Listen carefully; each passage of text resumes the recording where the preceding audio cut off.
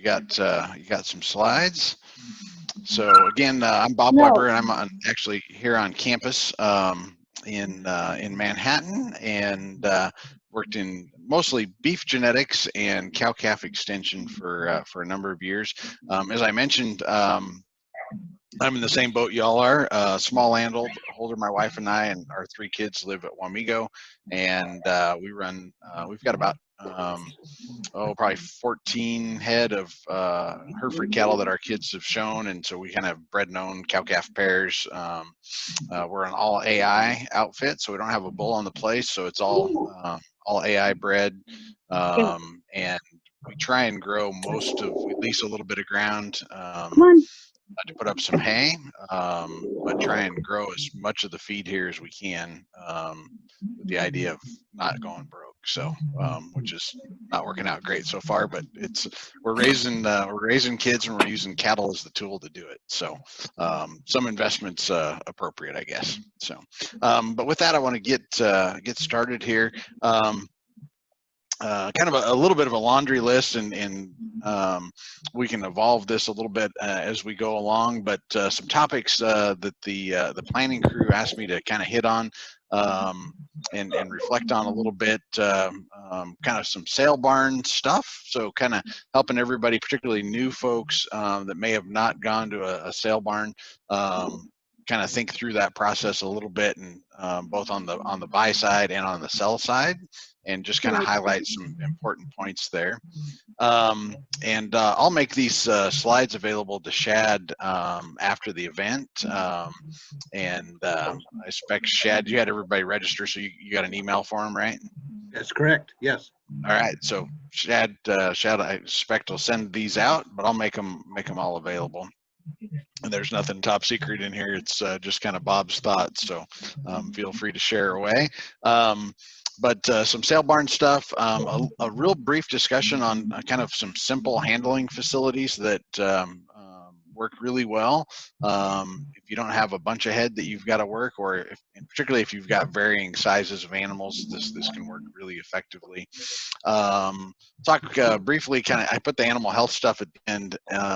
We talk about that a little bit on kind of feeding strategies. One of the sort of perennial challenges, I think, particularly folks that are new to the cattle industry and cattle feeding in particular, is sorting out kind of what expected gain and performance of calves might be, and how much to supplement them.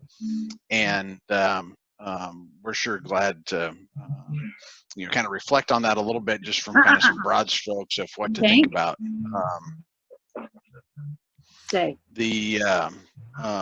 Oops, clicked on the wrong spot.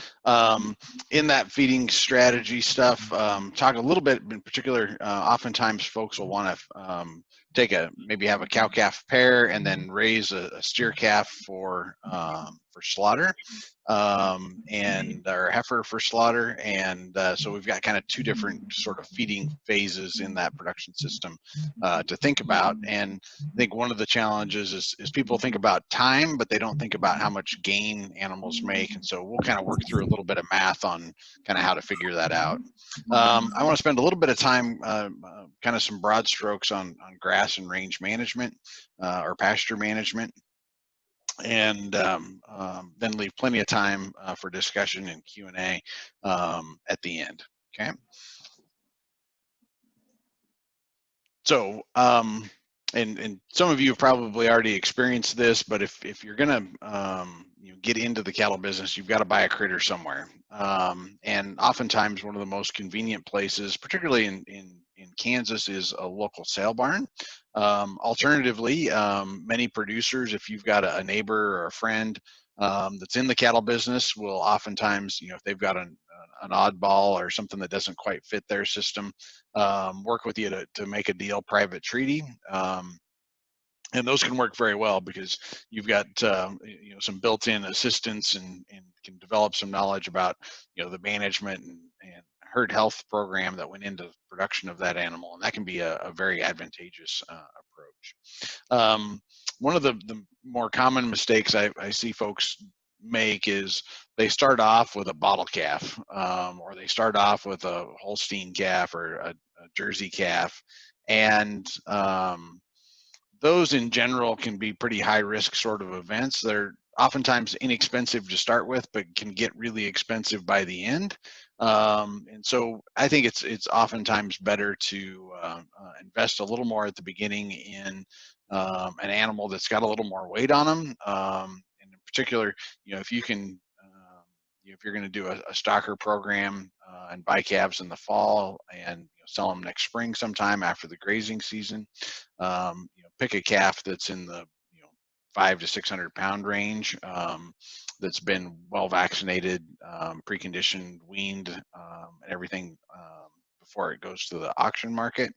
And you'll be buying typically a small group. So one of the challenges sometimes can be, say, for instance, if you go to Salina during the fall calf run, there'll be lots of big groups of calves that you got to buy 40 or 50 or 80 head, that puts you out of the market. The good news is oftentimes there's other smaller producers or the odds and ends off of bigger groups that get sold, and sometimes those can be really a bargain. One of the things I'd encourage folks to do before they actually go to buy at a sale is go to a sale, right? Just go to watch and listen and see what's happening. Understand how to read the sale reports, so you know what current prices are, so you know when to bid and when not to bid, right? Because you can, there's an old cattle feeders adage that's bought right is half sold, which implies that the purchase price is a really important part of this equation if we're going to do this exercise for profit. Okay. So one of the other things is the auction is usually a very fast-paced kind of event, and so understanding which animals are typically sold by the head versus which ones are sold by the hundredweight is important. So typically, bottle calves, bred cows, and heifers are all sold typically by the head. There's a class called weigh-up cattle, which is typically cull bulls and cull cows. And those are sold by the pound or 100 pounds, 100 weight. And then all the stocker cattle and fed cattle are also sold by the 100 weight. Okay. And so, if we think about the way the pricing system works, typically light cattle cost more per hundredweight than heavy cattle do. So currently, I just looked up some prices from Salina last week. 4 weights sold for about $2 a pound or $200 per hundredweight. Okay, so those calves are worth about $800 a head. Okay.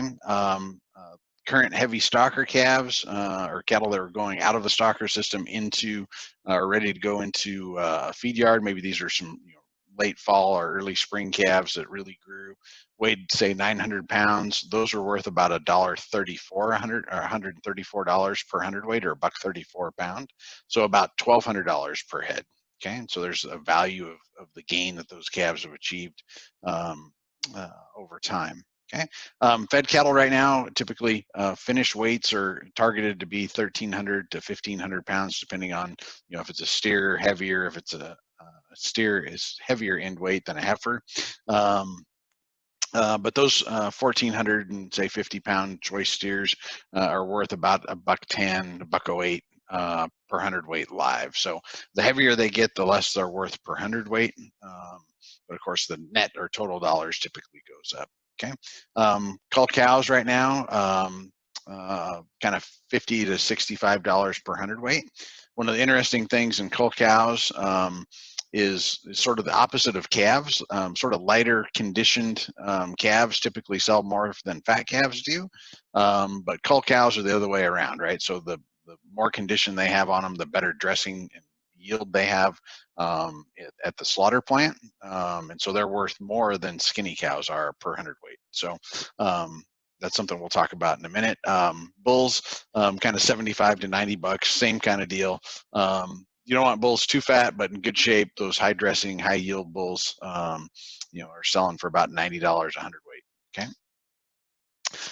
So as you think about selling calves, the marketing strategy is something we talk to producers a lot about. And the reality is that as a small producer, the biggest thing we can do is try to avoid most of the major landmines, and recognize that oftentimes it's going to be very difficult for us to achieve even sometimes market average price, but certainly getting a premium in the market space is a very difficult thing to do. So maybe the most important thing is recognize that right up front, and make sure that you scale investment into the system appropriately, so that, you know, at the end of the day, if you're selling a calf that's worth $800, you haven't spent $1,600 to get there. Okay, and so that you know, kind of makes the break-even pricing thing very important. And so don't do things that put you in the corner, or line up a guaranteed discount for you. Okay. One of the things you can't avoid typically is small lots. One way to avoid that is if you and a neighbor or somebody else go together, or you can put your calf in with a bigger group, that can help.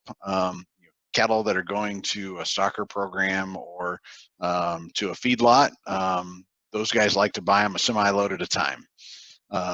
And ones and twos make things complicated in their life from a herd health standpoint, or you know, health outcomes at the feed yard, and so they don't typically like those. They'll buy them, they'll just discount you a lot to do it. Okay. Other things from a management perspective, cattle that come in with horns get discounted. Cattle with testicles, so not steered, or intact males, get discounted. What I call blacktop weaned calves, so you separate them from the cow on the trailer on the way to the sale barn, those get discounted too. And so think about the management strategy to get calves weaned, appropriately vaccinated, and prepared for marketing well in advance of actually doing it. The thing you don't want to do is, you know, wean calves for a week and then sell them, because now you've locked in your shrink, so those calves kind of go off feed and lose some weight, you know, during that period. So make good marketing decisions in terms of, if you are going to wean them and keep them for a period of time, you need to do probably 30 to 45 days post weaning to get the condition and weight and kind of get those calves back on feed, or on feed. So kind of what we call bunk broke. That can make a huge difference in just managing the shrink. You know, it's not unusual for calves that are, you know, blacktop weaned to lose 4 to 8% of their body weight between when you put them on the trailer and when they get through the sale ring and weighed up at the marketing facility. That's 4 to 8% that you don't get paid for. Okay. If you sell calves that are weaned a week and aren't back on feed, that shrink can be 10-12% pretty easy from, you know, if you would have weighed them the day that you took them off the cow to when you deliver them to the sale barn. So don't give money away, right? That's one of the big philosophies in life, right? If you're giving to charity, that's one thing. Okay. If you're trying to make a business work, giving away your product for free isn't a great business strategy, right? Other things, of course, unvaccinated calves can get discounted some. There's a trade-off here, though, right? You know, if you've got 20 calves and you don't have any processing facility, getting calves vaccinated can be very expensive, right? If you got to haul them to the vet clinic to do it. So sometimes the discount is something you just budget in and say, I'm going to absorb that, and I lose less on the discount than it would take to do the process. Just recognize that that's what boat you're in. Okay. The other thing is sort of what to expect in terms of sale prices, right? So in times where calves are scarce in the marketplace or market prices are high, small producers tend to get along quite a bit better than in times when there's an abundance of calves or supply is high. And so sometimes when the market's tight, you can get, you know, market average or better price based on type and kind and so forth. But when there's a lot of calves on the marketplace, it's not unrealistic or unobserved to be, you know, $5 to $15 per hundredweight behind the marketplace when you haul onesies and twosies into the sale barn. Okay. So be prepared for that. Marketing strategies to avoid that. if you can build and figure out a way to conveniently and from a reasonable cost standpoint, maybe feed out a steer or heifer and sell half a beef to a neighbor, can be a very good strategy to kind of keep your money together in those processes. But make sure you understand kind of the processing costs and how to price those products as part of your business plan. Okay, so that's kind of a little sidebar, but selling them at the sale barn is not the only way to sell calves or fed cattle. Okay. I want to spend just a little bit of time on cattle handling. This is one, actually there's some big producers that could take a lesson here too, but as a producer, and particularly a producer that's got, in our case, we've got some grade school kids. So our youngest is in 4th grade. Our oldest is a freshman in high school. Handler safety is really important to me as a parent, and I'm not quite as athletic as I used to be. So I like rodeo as a spectator, right? I don't want to be involved in the actual rodeo. I want to go and sit in the stands and watch, right? I can come to your house and watch your rodeo, but I don't want to be in the rodeo. And so having some good minimal facilities can be really helpful in making sure that your spouse will still come outside and do stuff with you with the cows, right?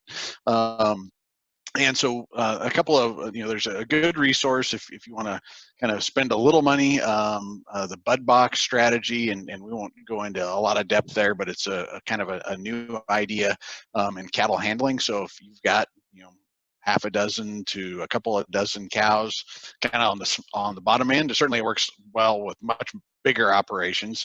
In fact, like the purebred unit here at K-State that I used to oversee, we built some new facilities about 3 years ago, and that whole system's built around kind of bud box handling technology.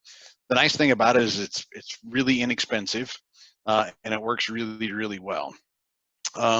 That's kind of the if you're going to spend some money and build some permanent facilities, that's the kind of the strategy to go, because you can build it out of portable WW panels.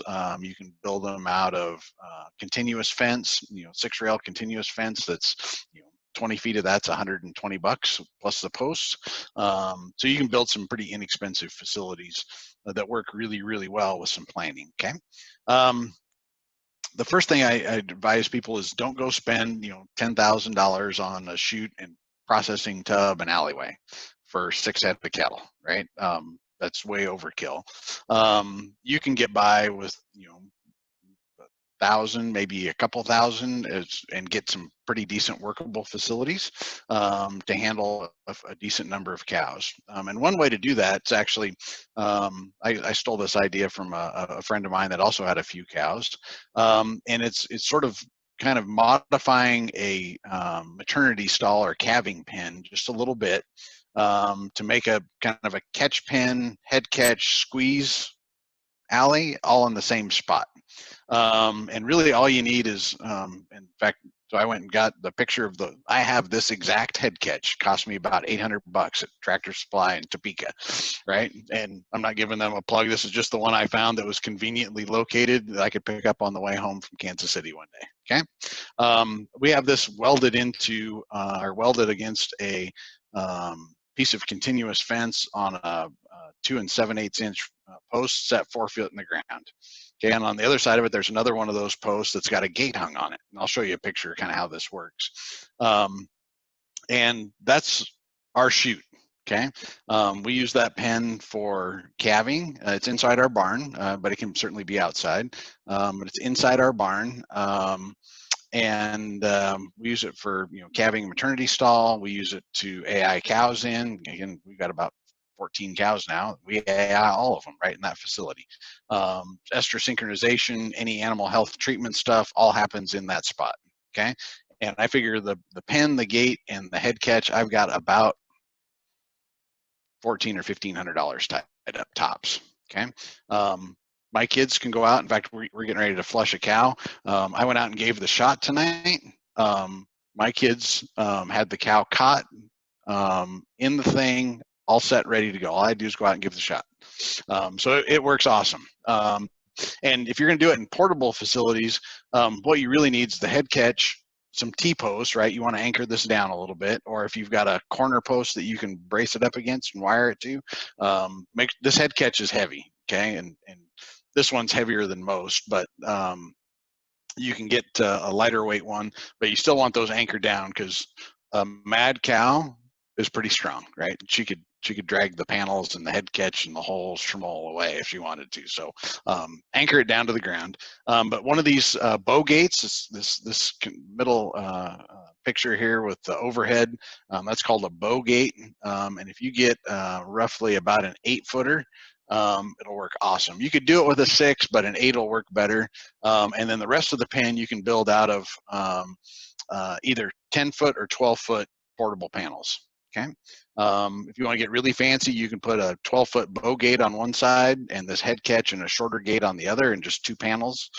So you've got a way to get them in and out of that spot. But this can work really good. And again, it's a fairly inexpensive way to go about this. It'll just make your life better, I promise. If you're gonna have a few cows or some calves or stockers, something like this or an alleyway with a head catch on it will make your life a lot better. Okay, so how this works is ours is built kind of this orientation. The bottom edge of it is actually a gate in our barn, but you can have it continuous. The green here represents that bow gate, and the black line here represents the stanchion head catch or auto head catch. And again, we can use it for treatment, diagnosis, inspection of the animals, AI breeding. It's a great calving or maternity stall.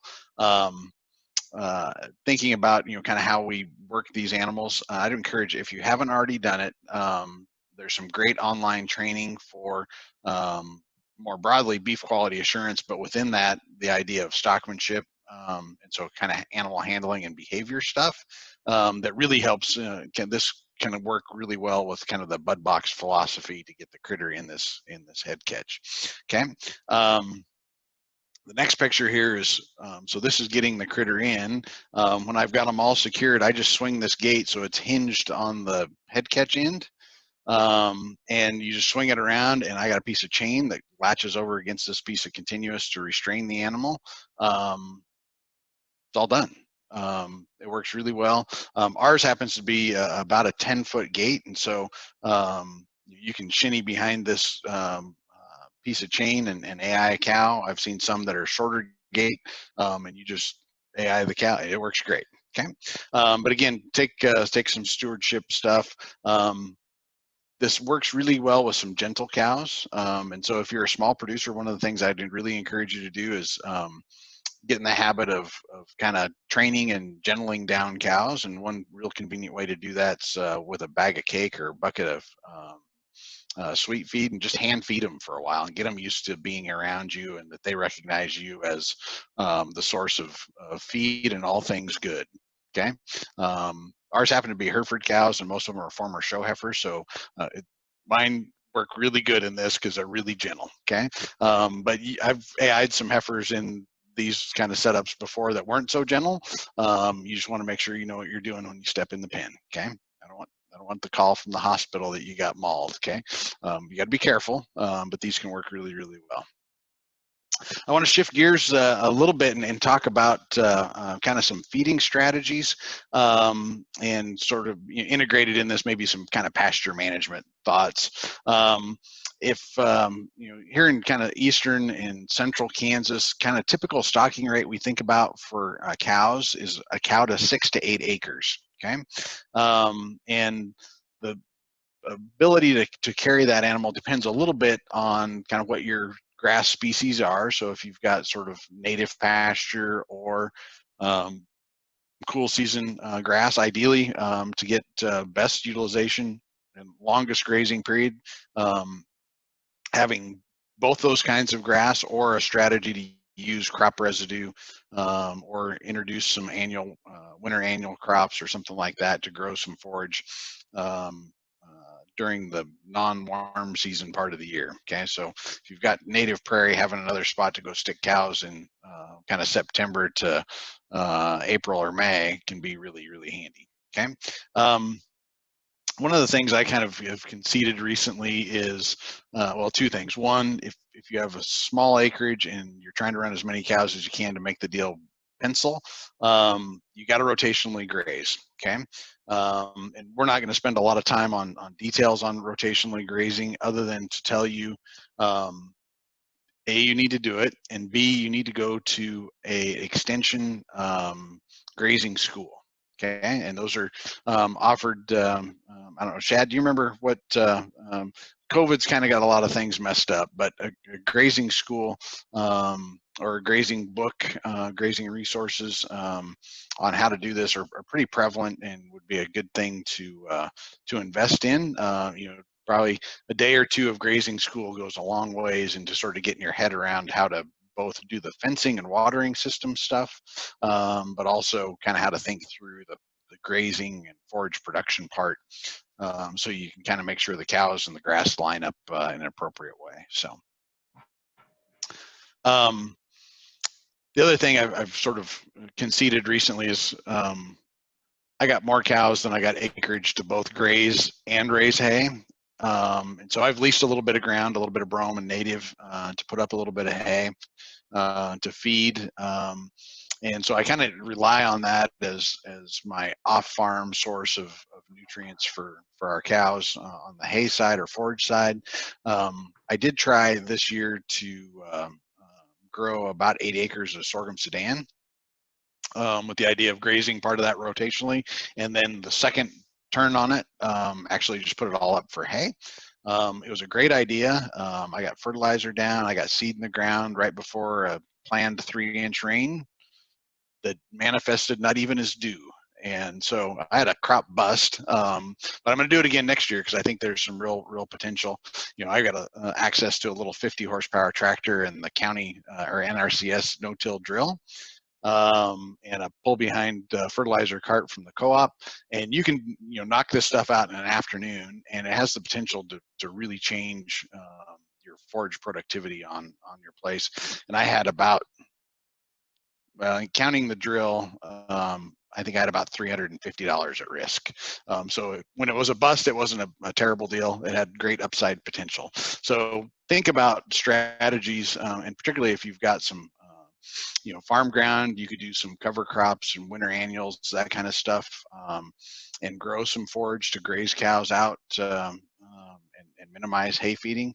As a philosophy, what you want to try and do is minimize the amount of supplemental feed stuff that has been harvested by something that's got paint on it or delivered by something with paint on it, or both. Okay.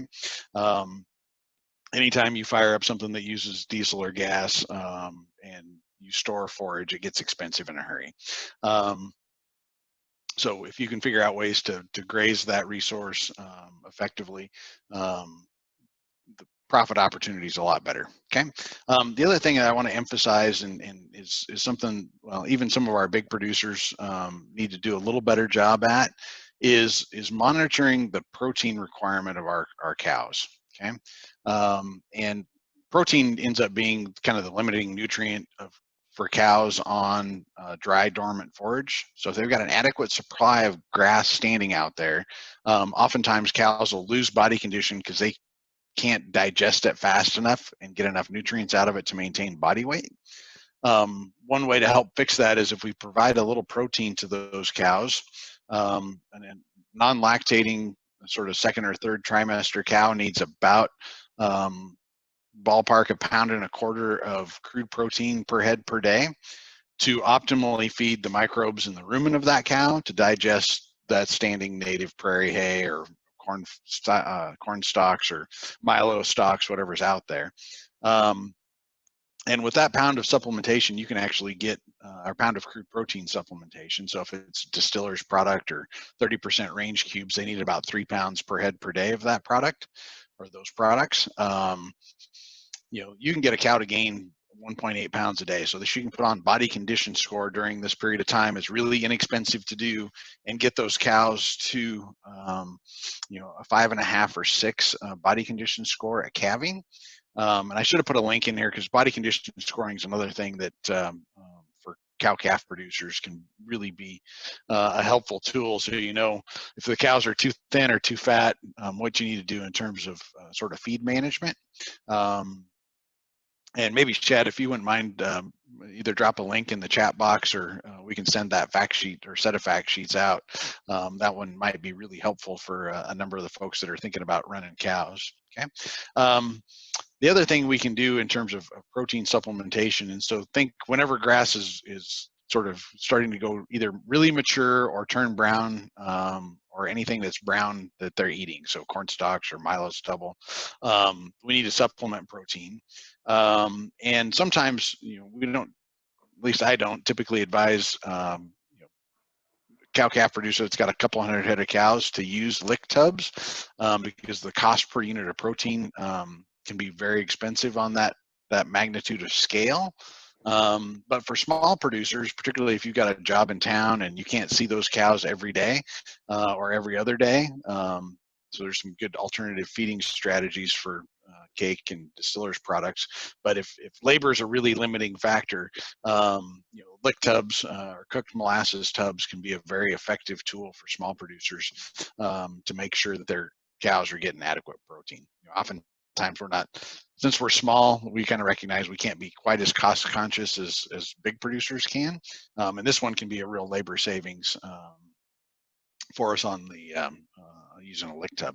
The bottom thing here is make your extension specialist one of your best resources. Okay, many of our extension folks have a lot of feeding experience, a lot of nutrition experience, access to ration balancing software, can give some good advice on just general management of cows during various phases of production, and can really tailor that advice to your particular production circumstance. Okay, so I'll give you some advice on somebody else you need to get to know well here in just a minute, but your extension specialist, so guys and gals like Shad and Ryan, can be really helpful to us as small producers. Okay.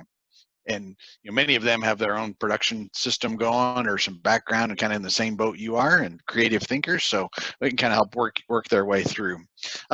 Some other things to think about in terms of feeding is, if we're outside the cow-calf thing, if we've got growing animals or building replacement heifers,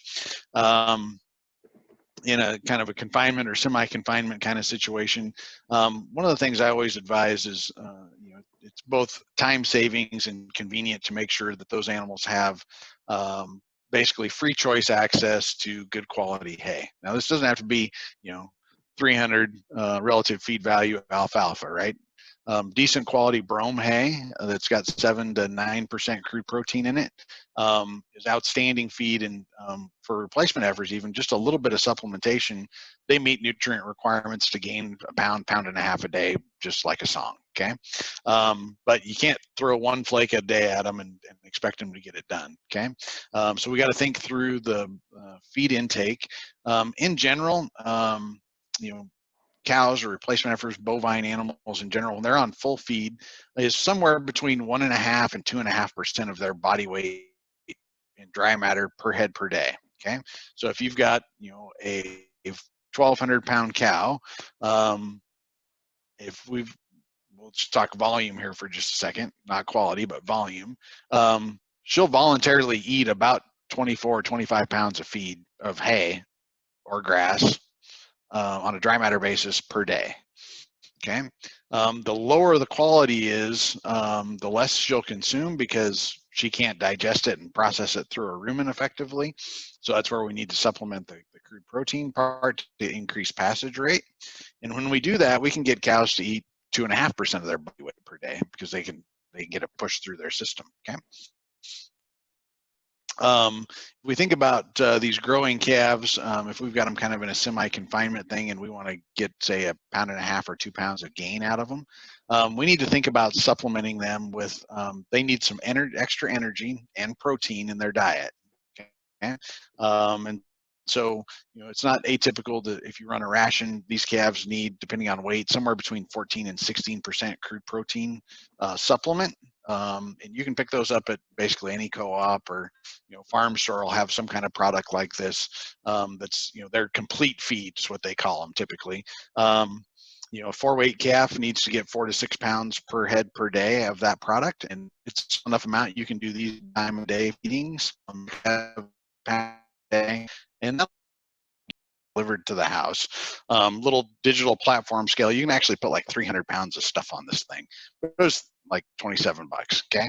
And so what we do is we measure out feed by weight, so we know what the calves are actually getting. And this can really help in sort of thinking about, what our expected gain is. In these growing calves, about an 8-to-1 feed to gain is what we expect. Can be a little better than that, but think about, okay, if they're a 600-pound steer, I need 2% of body weight. Okay, how much feed is that? 6 pounds is 1. Okay, 2% is 12 pounds. That's total dry matter. Gives us kind of a ballpark idea how much feed these calves need to get in terms of hay and concentrate supplement. Okay, if we're feeding them 6 pounds total, they're probably not meeting maintenance.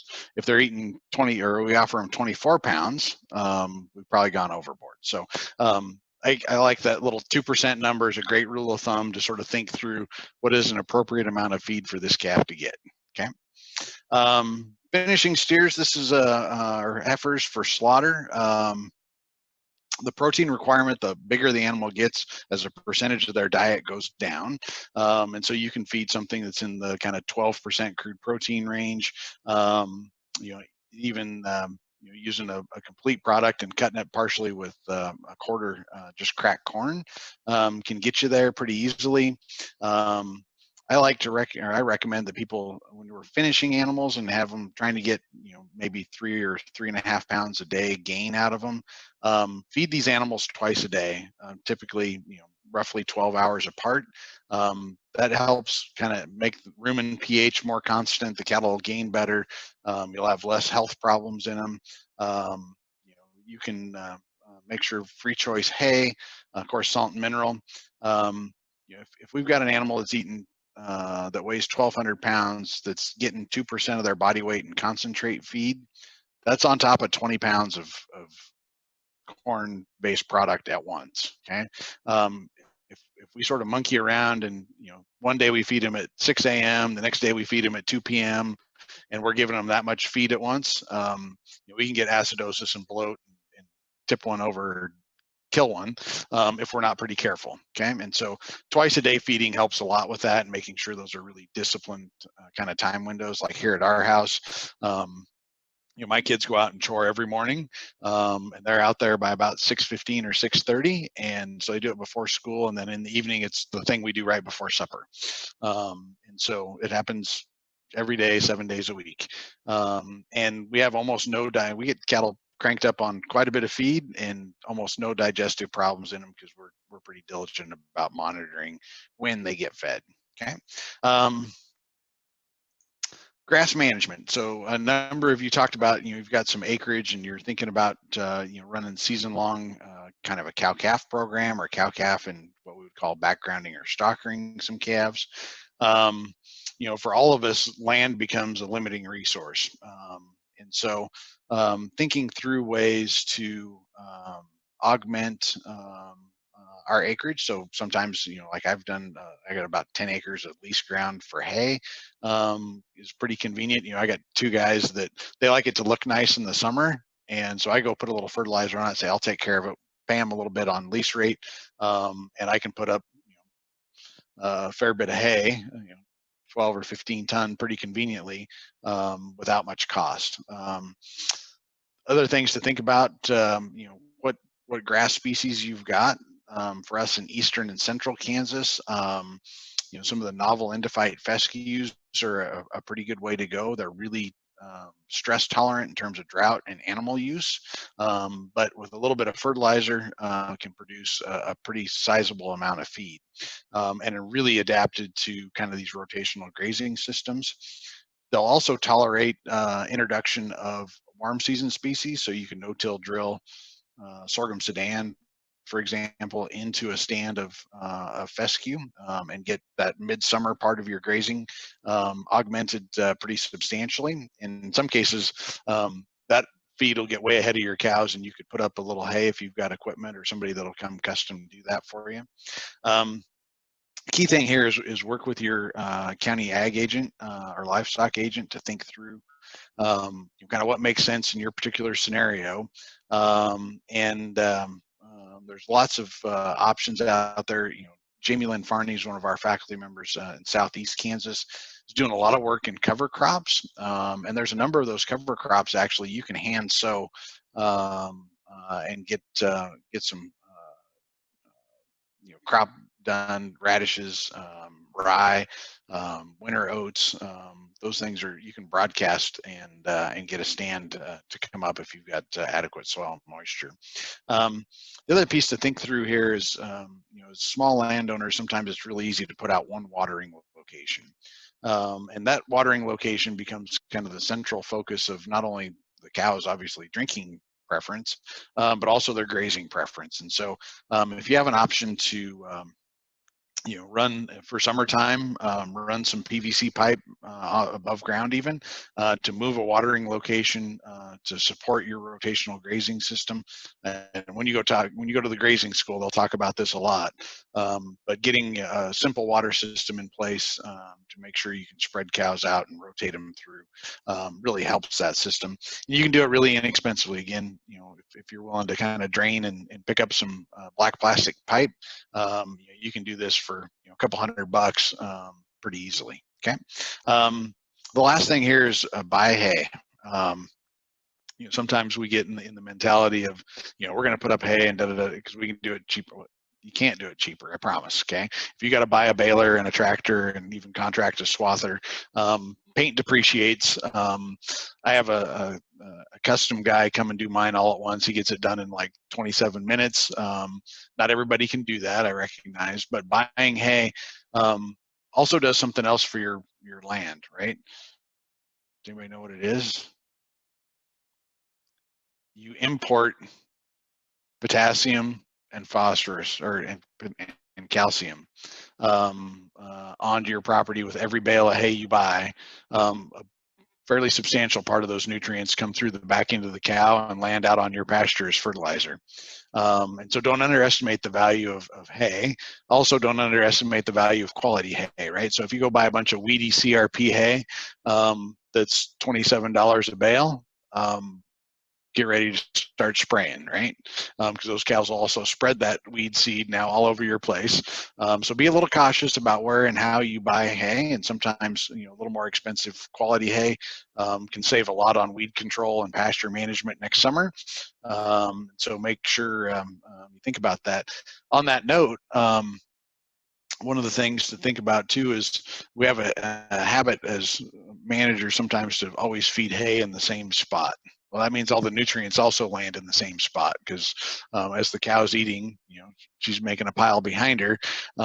Spread that out. Either, if you're going to feed in one spot, a feeding platform or feeding area, scrape that and spread those nutrients around your property. Alternately, move that bale ring around out in your pasture to get better nutrient distribution. Okay, don't underestimate the value of that, because that's I've heard over in Missouri a couple of numbers that there's about $15 or $16 worth of fertilizer in every bale of hay that you buy. And so don't think about just the nutrient cost, think about the fertilizer value that comes with that. Okay. The last slide I've gotten, I'm glad to answer questions and think through processes here as we end. Herd health is a big one for small producers, okay? And it's sometimes, particularly if we don't have some even minimal facilities, getting cows vaccinated or preg checked, AI bred, any of those kind of things without facilities is very difficult. But herd health is important, right? Routine vaccination programs to prevent not only respiratory but some communicable venereal diseases is important. Reproductive failure of 1 or 2 cows when you have 3 or 4 cows is really expensive, right? And the percentage number, you miss 1 or 2 cows getting bred in a season and have to sell a cull cow and realize the capital loss of that makes running cows as a hobby not very fun. Okay, and so make sure we do all we can in terms of herd health. We can look at herd health stuff as a cost, and it is, but it also has substantial risk management value in our production system. So don't underestimate that. And to that end, your local veterinarian can be, in many ways, not only a good consultant to you in terms of herd management, but oftentimes, if you don't have good facilities, many veterinarians will have a portable chute, and for a fee, they'll come out and they'll vaccinate all your cows and castrate calves and so forth. So rather than spending the $1,200 or $1,500 I talked about, it might cost 50 or 75 bucks to get the chute rental and get him on site to do that work, in terms of just the equipment part.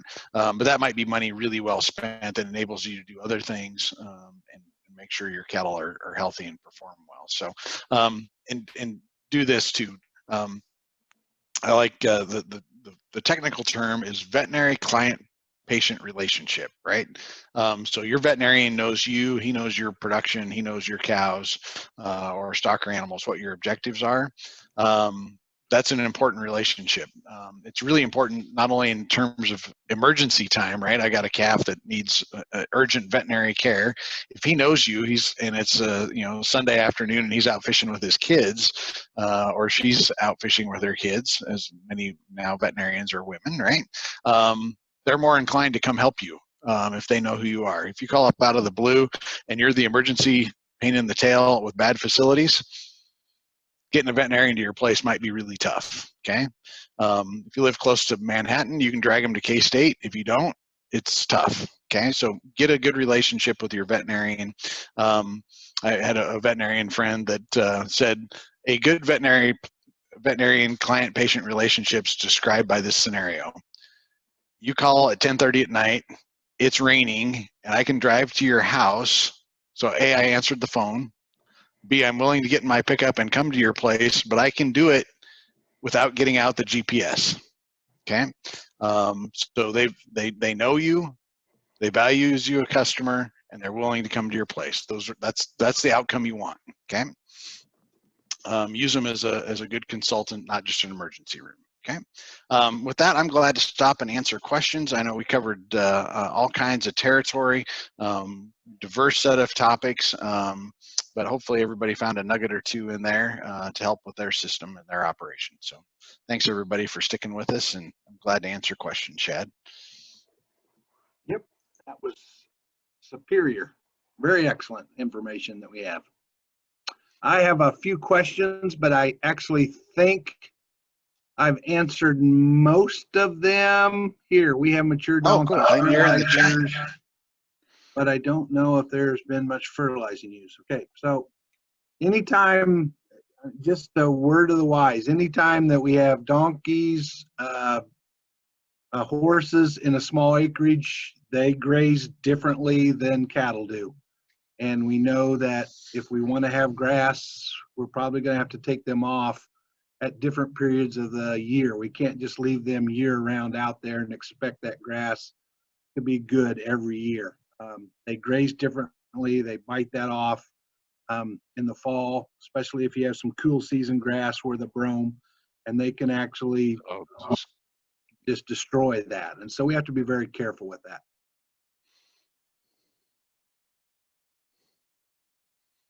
I'm typing here to one, so I'm not reading all the other ones. I'm sorry.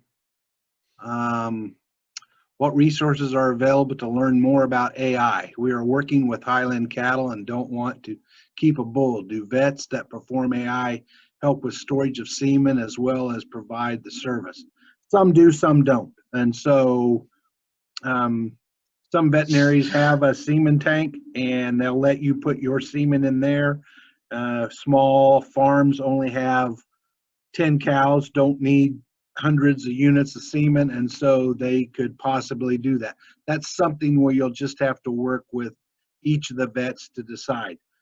I do my own heat checking, and so we do the heat checking, or we give a shot of Lutalice, and they come in heat in 3 or 4 days, and we have a vet or a nearby dairyman or person that does AI work on our phone schedule, and we say, hey, we think we're going to have a cow in 3 days, can you come? And you work that out beforehand. If it's 2 days or 4 days, sometimes, that's, they have to be there, they have to be able to come.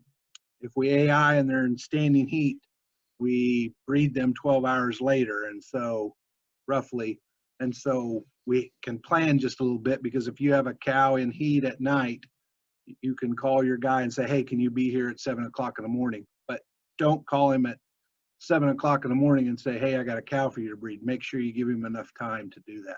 And that ranges, you know, I've been breeding cows for 40 years now, and I still charge $10 a head. So, I mean, I do it for $10. I don't know if that's the going rate, but $10 to $20 to breed to AI a cow. So there's lots of people, you know, maybe plus they have travel to drive costs, not 20 just or the 30 labor, miles. right? Yeah, yeah. Yeah. And there are some, depending on where you live, you know, there's various AI technicians that work for, you know, AI company that they sell semen, but they also help set up synchronization protocols and breed cows.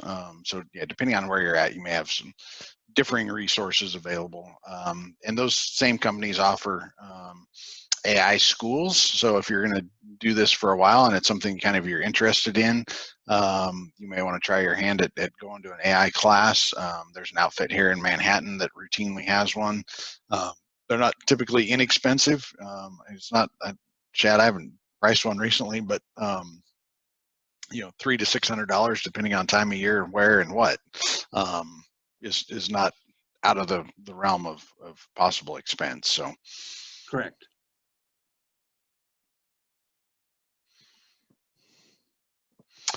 do you have any book recommendations for overall cattle management or pasture management?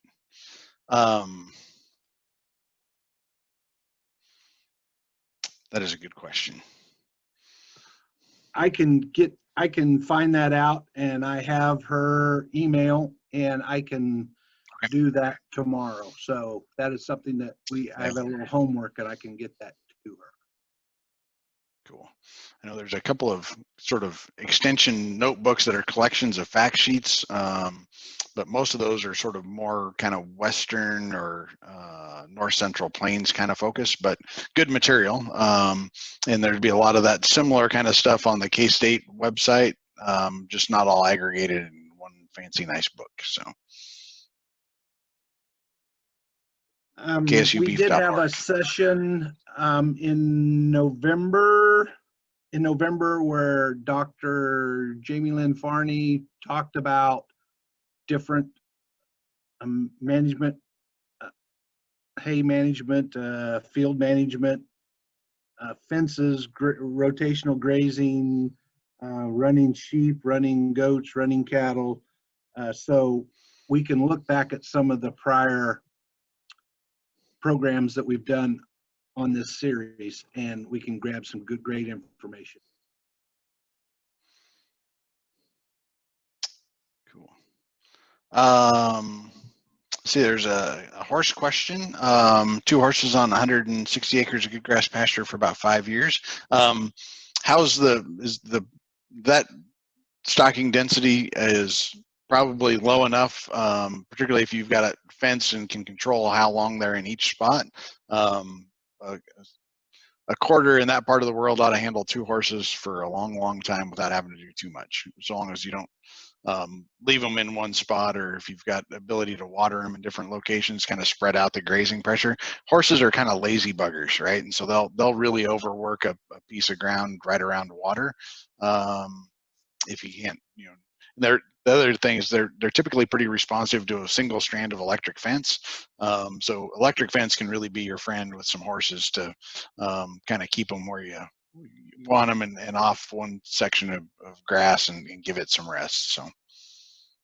And Dr. Justin Wagner just talked the 5th of December about horses, and he talked exactly about some of that, and he showed pictures and different things. So if we can go back and review his, and he lives right outside Garden, so he's exactly in y'all's environment. So, and he has 160. He lives on 160 acres, and he has horses, so that's very close. And more than 2. So I give him crap about that all the time. He has more than 2.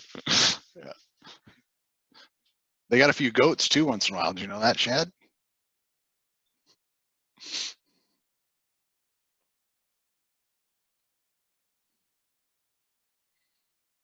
I suspect there is a recording of that that webinar. Chad can probably Yes. point us right to it. Yes, if Jeff will send us a recording link for this one, and then it'll have all the old ones on there also, and so we'll update that. I know McPherson, you can log on to the McPherson County Extension office, and it has our purple flyer, and give us a day or so to get the new links up, and then you can click on any of the future links or the past links, and it'll go right to the recording. The future links, you can register for the next series. Cool. Ryan, did you put up the Random- survey? Ryan, did you put up the survey? We would love everybody to take the survey. It's up there. Okay, so find the survey. It just takes a couple of seconds to answer the 4 or 5 questions on there, and that's very helpful for us. So before you all log off, please click on that survey. Oh, Jeff's got it right there for everybody. Cool. There was a miniature donkey question on pasture here, and we happen to have recently acquired, and not a miniature donkey, but a young donkey, like a 5 or 6 month old one, and just weaned. And I didn't know zip about donkeys until this like 2 months ago. And it turns out they are really efficient little buggers, and so you can founder them if you feed them too good. We haven't done that yet, but my wife tells me, make sure he doesn't have access to any good hay and don't give him any extra feed. Okay, so we turn him out and he does fine. So be careful. I guess the pasture recommendation is let him graze behind a set of cows. He doesn't need anything better than what the cows are getting for sure. They're resilient. They grew up in a desert. They're from a desert, right? So they don't need anything really high quality. Lower sugar is better, right? Corn's bad. Corn is bad for donkeys. You can give them a little bit of oats, I understand, like whole oats, but crimped oats, rolled oats, barley, corn, thumbs down. The question about cover crops there. You still need to feed added protein and nutrition when you're grazing cover crops. And so that's the reason why we have the cover crops now. When we stomp them to the ground, or when it's too wet, or when it's too dry and they don't come up, then yes, we would have to. But when them turnips or radishes or rye or wheat pasture or any of that is out there, then yeah, we don't have to feed as much protein or extra nutrition, extra supplement. Still have to do the mineral. Salt and mineral needs to be out there, but we don't have to do as much supplementation. But we have to keep an eye on them. That doesn't mean you just turn them out and you don't watch them. So same way with corn stalks and milo stalks. A lot of people like to turn out on that. It sure saves a month or two of carrying hay or supplementing. And when them run out, we need to know that and move them to the next place. The other thing is if you're a small producer and you can get access to a little bit of milo stubble or corn stalks, that can go a long ways for a small guy. Even if it's 10 or 15 acres. We used to, in Colorado when I was living out there, would truck cows to where I lived pre-calving and put them on corn stalks, and we'd run about a cow to 2 acres for about 60 days. And we could get really good use out of them on the Front Range of Colorado if we did one thing. Well, we did 2 things. Fed a protein supplement, increased passage rate and digestibility. We could get cows to gain 1.5 pounds, 2 pounds a day, just pretty easy. But we had to run electric fence so they didn't trample more than they ate, because we turn out 120 or 30 cows in a whack. And if you're not pretty deliberate about cross fencing that and partitioning it so they don't get access to all of it at once, that also helps both utilization and efficiency of that, but it also kind of helps them. Cows will go out and they'll find the spilled corn or the downed ears, and they'll eat that preferentially over a corn stalk. And so from a nutrition standpoint, you can kind of mess up some cows with too much starch. And so that fencing kind of limits how much they can go pick and choose, right? It kind of forces them to eat the less desirable stuff that you want them to take advantage of. So Well, it's fun to I watch bet them Shad cows grazes cows walk. on corn stalks. Yeah, it's fun to watch them cows walk, and all of a sudden you see them back up, and their head goes down. They've stepped on a Ooh. corn ear, Stalk and or they ear. know. Yeah. Yep, and they know what that feels like, and they back up, and they know where to look then. Yep. But you can get one too fat if there's too much down here, so you have to be careful.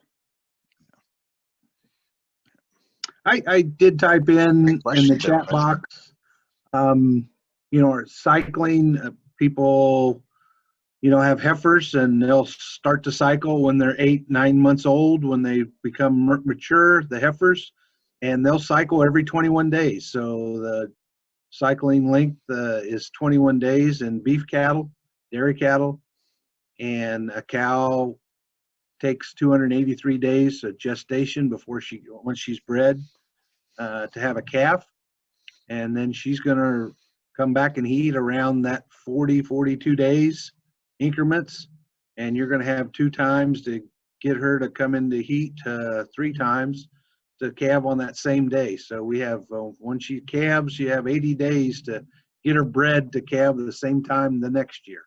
So if you want to calve March 1, the middle of April, she'll be cycling, and you need to get her bred, by May 21st, calves March 1. So if you're going to calve in the fall, you're going to calve in the spring. If you're going to calve in the summer, know when the heifers are cycling and when you want the calves.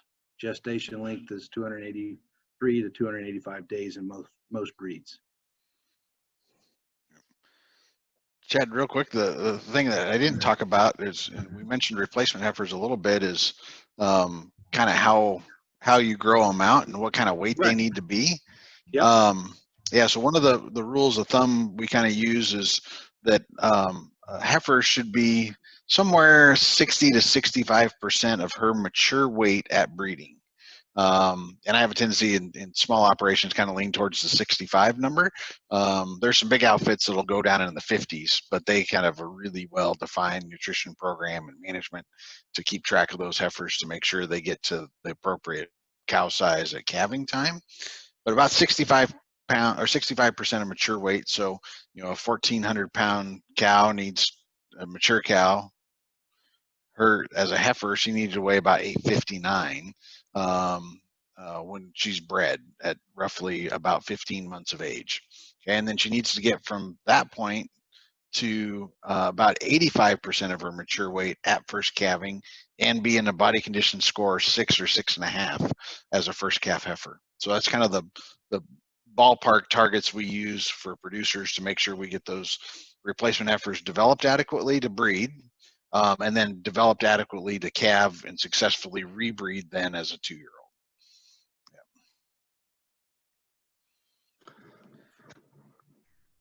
For someone just getting started in cattle production, what breeds would you suggest looking at that's pretty easy to sell, holds their value, goes through sale barn, and does well? What would be some suggestions for that? Yeah, that's a good question. One of the things we didn't talk about too is, and I'm glad you mentioned breeds, is actually if you can use as a commercial producer crossbred cows and go buy, one of the perennial favorites is a black baldy cow or red baldy cow. So that's an Angus Hereford cross or an Angus red Angus Hereford cross cow. Those crossbred cows are better fertility and longevity than their straight bred counterparts. So you get a little extra boost in performance. They wean off heavier calves. So those are some breed combinations that work pretty well. And work in the sale and marketing end as well. The more similar you can make them to what your community and neighbors produce and the sale barn you go to, the better luck you'll have in terms of price when you go to marketing. there's places where Charolais cattle are really popular. Shad's got Charolais cattle, and as siring calves, gray calves or buckskin calves, really popular at the sale barn in some parts of the world. Other parts of the world, not. I'm a Hereford breeder.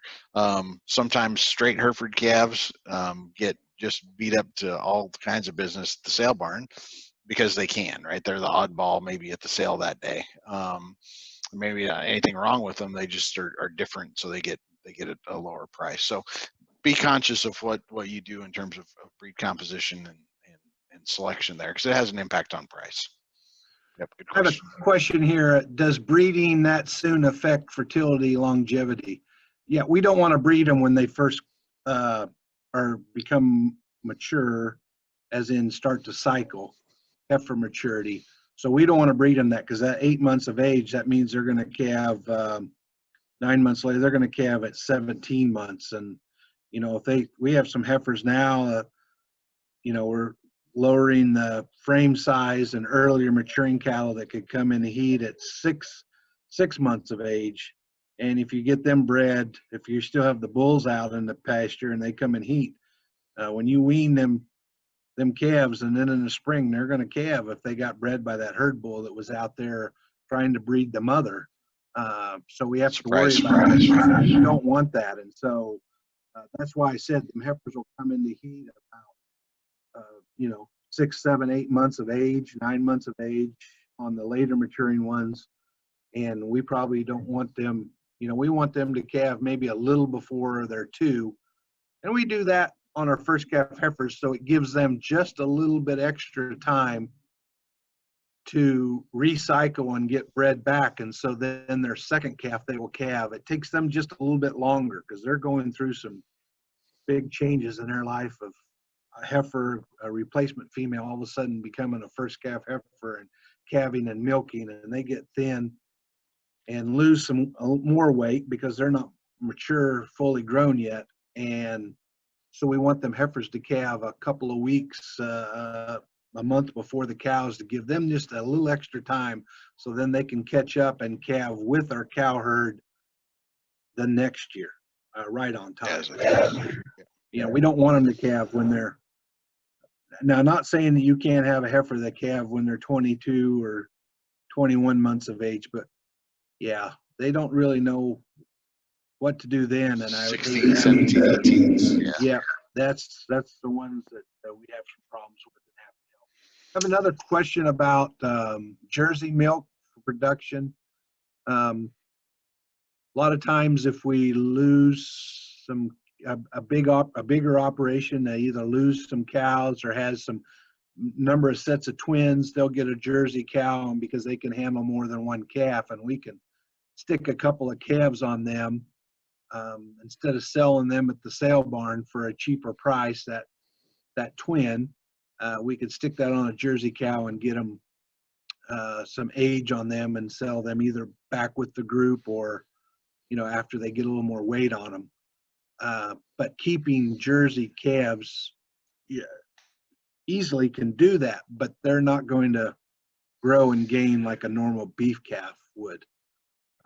So there's a kind of a old idea made new right now in the dairy industry, and it's using beef bulls on dairy cows to make sure that obviously the dairy cow comes back into lactation, but then take the calf that results a lot better feeder animal if it's from a beef sire versus a Jersey sire.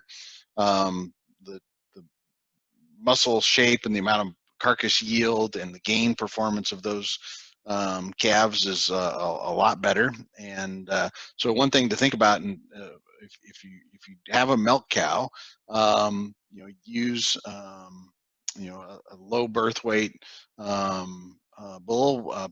Popular ones for doing that, Simmental and Limousine, are both two breeds that add quite a bit of muscle. Charolais would be another one if you can find a calving ease bull in any of those three breeds to mate to a mature Jersey cow to produce an offspring. Jersey brings a lot of marbling and meat quality to the table. What you want to fix is muscularity and carcass yield, and so using one of those kind of breeds of bulls via AI, can produce some really outstanding calves if that's something you're thinking about. So you'll be a lot happier with the beef sired calf. They come out almost identical in terms. If you use some continental genetics, they would be grade in the upper 2/3 choice pretty easily, but have ribeye shape that's kind of more like an Angus type steer.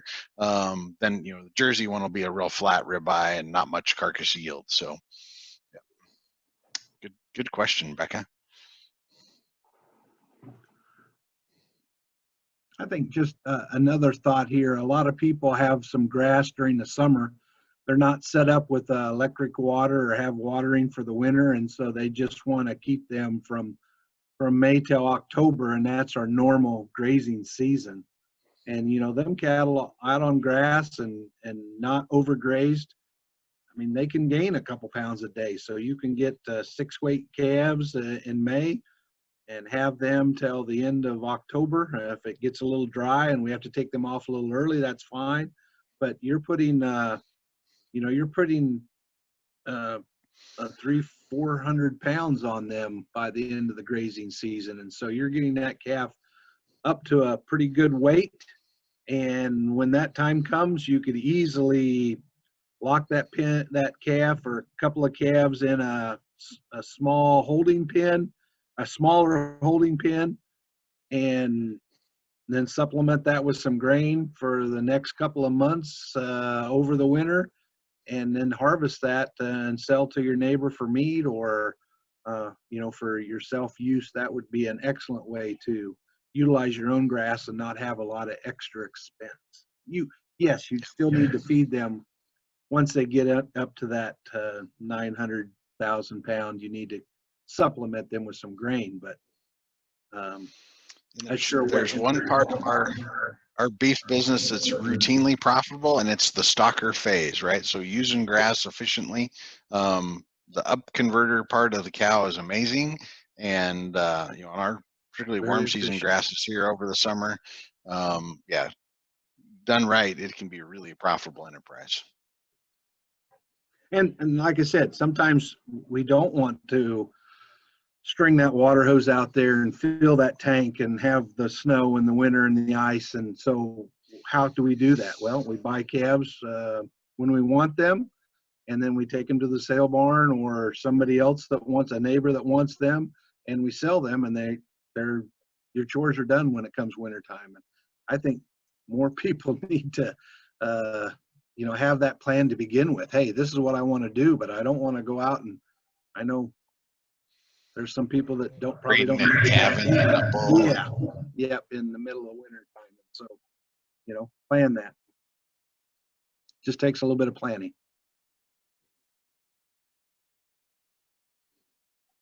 Do you guys ever have any experience with grass finishing? So taking that calf on up to a heavier weight just on grass, and that can easily be done. Some people do that and advertise that and sell that as grass-fed cattle. When we go to some other countries, that's done very well. Probably need the right kind of animals, meaning different breeds are better suited for that. Smaller mature weight. Some of the smaller mature weight calves, that'll still put on some body fat and not just be narrow, but put on that. Yes, so that is some possibilities. But just know that, when two grazing seasons. Yeah, when October 31st comes around, they're not going to gain a whole lot between then, and so you have to feed them something. The best done system I've seen for grass finishing is actually using fall calves. So you take calves born September, October, leave them on their dams, actually graze those, leave the calves on the cows until they're about 11, 12 months, 10 or 11 months of age. So just before that cow calves again. And that cow gives that calf some protein supplementation over the summer, just a little bit of residual lactation. You want to make sure your cows don't get too thin. Wean those calves, kind of rough them through that next winter on corn stalks, milo stubble, alfalfa, stubble, whatever. Prairie hay bales. And prairie hay bales works fine too. And then the next spring, get them on, like some kind of winter annual.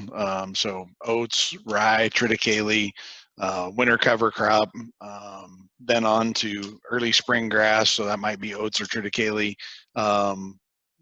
Another cool season grass, fescue behind that, and then to warm season grass for the summer. And you can make them weigh, well, yeah, brome will work. You can make them weigh 11 and a half, but you can't jack around.